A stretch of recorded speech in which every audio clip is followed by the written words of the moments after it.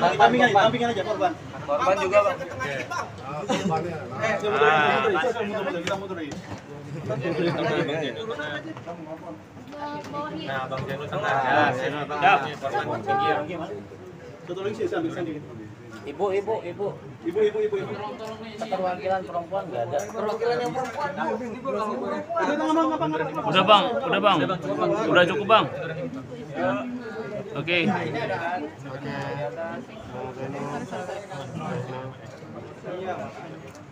Yuk. Oke bang, mungkin agenda acara hari ini laporannya bang.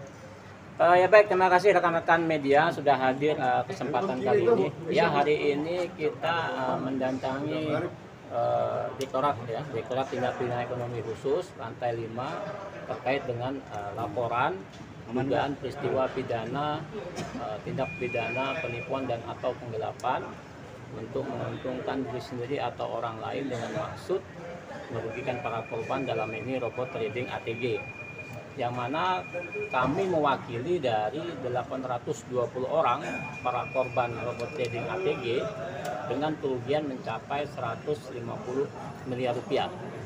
Dengan korban dan kerugian begitu banyak, ada pola-pola yang dilakukan oleh para pelaku robot ATG ini, yaitu yang mungkin kawan-kawan media sudah tahu bahwa CEO-nya adalah Wahyu Kenzo yang sudah ditetapkan sebagai tersangka hari ini dan saat ini dalam proses penyidikan. Nah, barang tentu hari ini kami mendatangi Barreskrim terkait dengan memperdalam ataupun terkait dengan dugaan tindak pidana TPPU-nya. Karena bagaimanapun juga kerugian korban adalah salah satu upaya dari kami untuk mengembalikan itu. Terkait dengan proses hukum lanjutan, maka penting bagi kami untuk memberi dukungan kepada penyidik supaya untuk melaksanakan tugas-tugas secara profesional dan melakukan penindakan terhadap para pelaku yang lain yang belum tertangkap. Karena sebagaimanapun juga pengalaman di DNA Pro sama Net 89, para pelaku ini lebih dari 8 orang. Nah, hari ini ada 3 orang tersangka, maka kita mendukung kawan-kawan dari penyidik Barreskrim untuk memperdalam peristiwa pidana ini sehingga memunculkan para tersangka barunya, termasuk terkait dengan mendalami proses tindak pidana pencucian uang yang diduga dilibatkan kepada para public figure dan pejabat publik yang dalam hal ini memiliki hubungan dengan Wahyu Kenzo dan diduga menerima hasil dari kejahatan. Kemudian selanjutnya yang perlu juga kami sampaikan, di samping ada beberapa dugaan pencucian uang yang dilakukan oleh Wahyu Kenzo dan kawan-kawan dalam hal robot trading ATG ini, ada upaya-upaya yang dia lakukan, salah satu adalah menggelapkan aset-aset yang mereka miliki. Nah, karena itu tadi kami sudah menyampaikan surat secara resmi ke PPATK untuk menelusuri aset-aset yang selama ini belum terungkap. Salah satunya adalah aset-aset yang diterima oleh kawan-kawan public figure yang diduga terlibat dalam hal ini. Karena pada saat kita tracking tahun 2021, disitulah keterlibatan public figure yang menurut pendapat kami itu merupakan hasil kejahatan dari Wahyu Kenzo dan harus dipertanggungjawabkan secara hukum. Nah, kemudian berikutnya terkait dengan pola ini, hari ini kita sudah saat ini dalam proses pembuatan LP, karena kawan-kawan tahu sendiri membuat LP begitu memakan waktu. Namun kita sudah memiliki surat dari Direktur Tindak Pidana Ekonomi Khusus sebagai aduan Dumas yang mana nantinya sebagai langkah awal. Namun nanti LP insya Allah malam ini selesai, maka nanti kita update selanjutnya. Berarti sudah diterima ya Bang laporannya? Sudah, tinggal masih dalam proses pengetikan dan lain-lain. Untuk public figure siapa Bang? Kalau aset ya banyak ya, yang sudah tersita baik itu yang itu, maka barang tentu fungsi PPATK untuk men-tracking itu. Setelah itu nanti PPATK koordinasi ke penyidik untuk melakukan penyitaan yang nantinya harapan kita dikembalikan kepada para korban. 8 orang siapa aja itu Bang? Public figure Bang. 8 orang siapa aja? Public figure 8 orang diduga namanya RH ya, yaitu Raffi Ahmad ya, Raffi Ahmad. Kemudian ada juga Atta Halilintar. Kemudian ada juga Kevin William ya, Stephen William. Kemudian juga ada Rian Demasif. Kemudian juga ada Judika. Kemudian ada Dr. Tirta. Kemudian ada Faisal dan Gus Miftah. Haji Faisal. Yang terakhir Gus Miftah. Ada 8 ya, 8 public figure yang diduga terlibat memiliki hubungan dengan Wahyu Kenzo dan juga terlibat menerima uang dari Wahyu Kenzo yang merupakan hasil kejahatan. Motifnya sendiri apa bang? Motifnya? Motif. Keterlibatan. Ya, mereka salah satu yang karena mereka diduga menerima itu, maka mereka salah satu yang kita sampaikan ke penyidik. Karena bagaimanapun juga, karena mereka menerima uang dari Wahyu Kenzo, karena dalam bentuknya yang berbeda ya. Pertama seperti Raffi Ahmad, kemudian seperti Atta Halilintar, kemudian Stephen William. Mereka menerima sebagai endorsement atau brand ambassador dari produk The Legend. Nah, produk itu adalah produk kesehatan nutrisi dan mereka sebagai brand ambassador, dan itu adalah CEO-nya adalah istri dari Wahyu Kenzo, si Anggi. Nah, barang tentu dalam hal usaha untuk membuat usaha itu adalah merupakan bagian dari hasil para robot trading, korban robot trading. Maka dari itu harus ditelusuri. Karena mereka sebagai brand ambassador, maka barang tentu mereka mendapatkan sesuatu atau menerima sesuatu dari Wahyu Kenzo dan kawan-kawan. Kalaupun kita lihat dari perspektif belakang, seperti Ivan Gunawan, itu pada saat di kasus DNA Pro, juga sebagai brand ambassador. Kemudian dia mengembalikan uang itu, maka dianggap dia sudah memiliki itikat baik satu. Kemudian seperti Rian Demasif, kemudian Judika, beliau juga merupakan brand ambassador dari produk nutrisi Glory yang merupakan bagian dari PT Pansaka Bersama.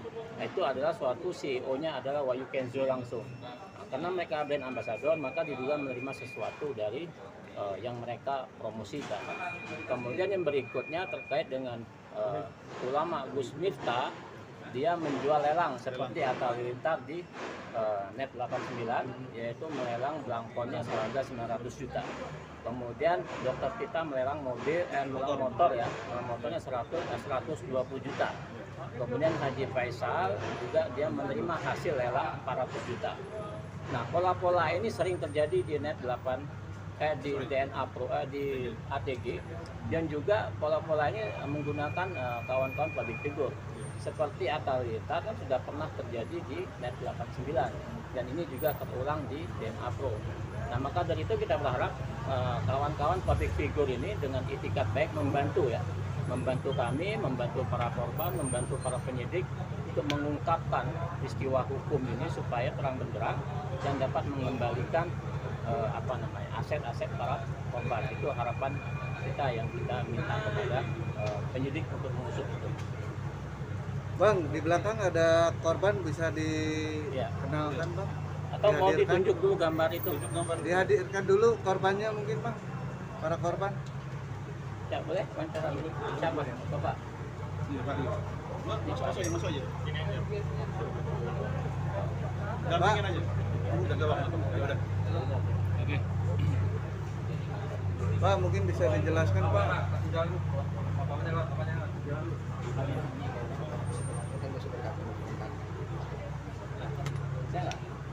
Nah, ini Bapak siapa nama? Saya namanya Aditya Dwi Prasetya Mulia. Aditya, kerugian 6 miliar rupiah. Coba Pak ceritakan gimana? Jadi aku mengenal ATG ini sejak Mei 2021. Kebetulan diperkenalkan, aku memang mencari sendiri. Jadi kemudian aku kenal dengan salah seorang boleh dibilang founder daripada ATG. Dari sana kemudian tadi aku coba tertarik, aku mencoba bergabung di ATG sendiri. Awalnya sih terlihat segala sesuatunya normal sampai mungkin di menuju akhir 2021 itu mulai banyak sekali maintenance. Jadi kalau secara perhitungannya mungkin dananya sendiri sudah tidak mungkin lagi untuk membayar korban karena tadi deposit yang masuk mungkin tidak terlalu banyak lagi. Dan aku sendiri sempat menagih langsung kepada Pak Wahyu Kenzo sendiri.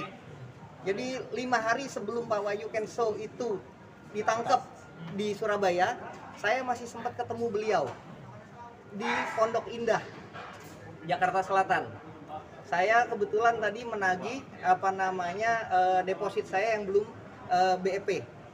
Karena tadi kita tahu sendiri bahwa robot trading ATG ini sudah macet dari awal 2022 sampai dengan akhir dan tidak ada kejelasan sama sekali. Dan tadi saya juga punya banyak beberapa fakta-fakta realita tentang ATG sendiri, karena tadi saya sempat bertemu dan berbincang-bincang juga mengetahui beberapa hal tentang ATG sendiri. Dijanjikan keuntungan berapa persen sih? Kalau keuntungan yang dijanjikan itu 1-3% per hari, kerugiannya juga sama 1-3% per hari. Dan awal tertariknya apa? Karena kalau kita hitung-hitung 1% per hari saja, kalau dalam perhitungan trading itu 20 hari kerja, artinya keuntungan yang potensi diraih itu antara 15-20%. Kalau dikalikan 12 bulan, itu bisa sampai 120-240%. Di dalam instrumen investasi kita bisa punya gambaran bahwa tadi perbankan hanya bisa kasih deposito kurang dari 4% saat ini setahun. Bahkan yang punya saham saja hanya punya keuntungan 12-15% setahun. Siapa yang tidak tergiur dengan keuntungan 120-240% dalam setahun? Tapi Bapak sendiri sudah menerima keuntungan nggak sih selama ikut? Saya sama sekali belum menerima keuntungan. Bahkan di Desember 2021 saya memasukkan dana yang cukup besar, kurang lebih hampir 4,5 miliar. Yang awal berapa? Yang awalnya 1,5. Pak, di tahun 2021 itu Bapak sudah tahu belum sih kalau misalnya itu sudah legal Bapepti atau belum? Jadi gini, untuk masalah ditanya legal Bapepti atau belum, itu memang menjadikan satu isu gonjang-ganjing sebetulnya di semua robot trading. Tetapi masalahnya untuk masalah isu Bapepti sudah menyampaikan.